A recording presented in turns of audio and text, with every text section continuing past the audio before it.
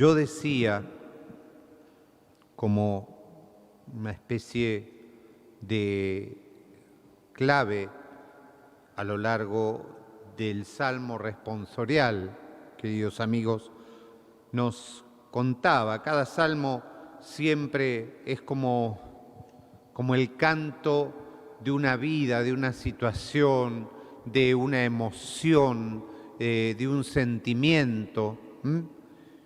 Yo decía, en lo mejor de mis días me tengo que ir. He sido destinado a las puertas del abismo por el resto de mis años. Yo decía, ya no contemplaré al Señor en la tierra de los vivientes. No veré más a los hombres entre los habitantes del mundo. Y a veces es como que nuestra vida se debate en estos decires, ¿no?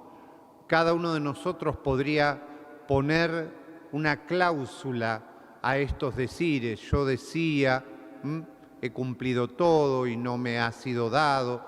Yo decía, todo está mal y nadie comprende lo que tengo para decir. Yo decía, y así armar como una especie de digesto de todas nuestras frustraciones, de todas nuestras cosas que sentimos que no están bien, y por lo general sentimos que no es que no estemos bien nosotros, sino que lo que no está bien es todo lo que nos rodea.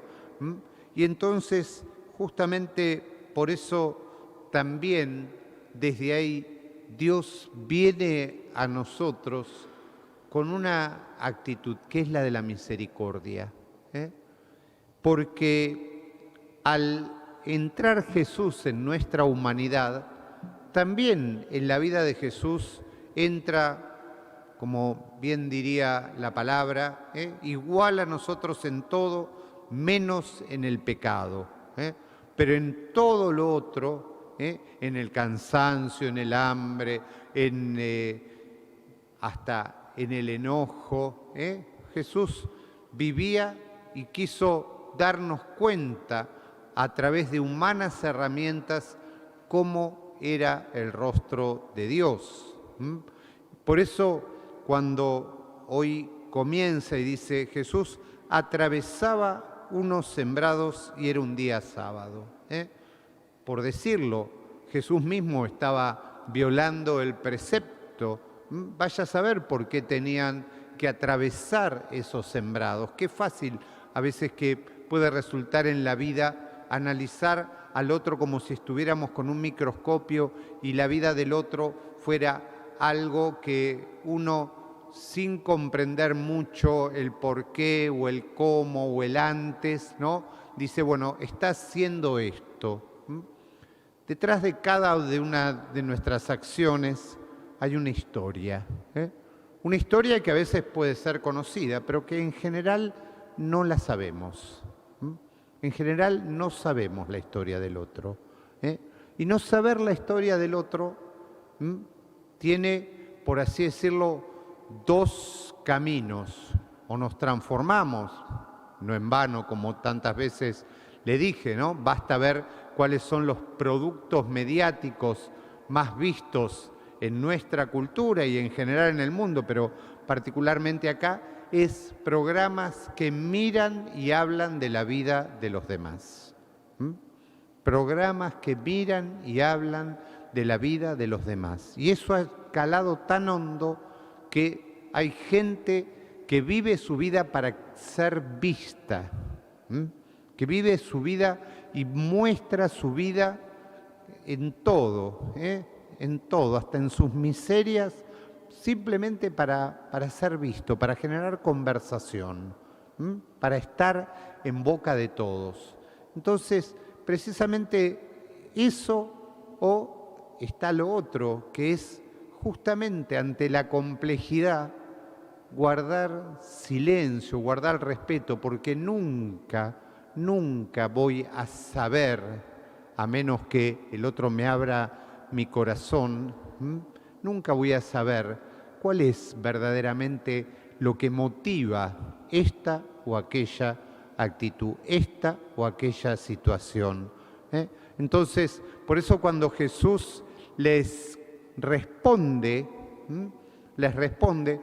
toma también de la historia del pueblo de Israel hechos que contradecían, pero que tenían una lógica, que había una necesidad puntual, como esta que dice de la de los sacerdotes que violaban, por así decirlo, la norma para poder hacer un bien mayor, que era alabar y procurar el culto del templo.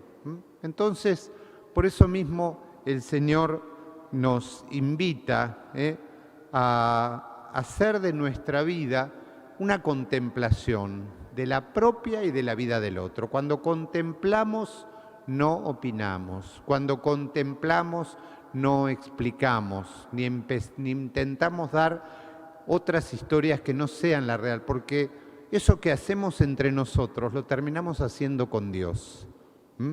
Y terminamos queriendo mostrar a Dios no como Dios es en realidad, sino como nuestra imaginación lo ha armado a su medida.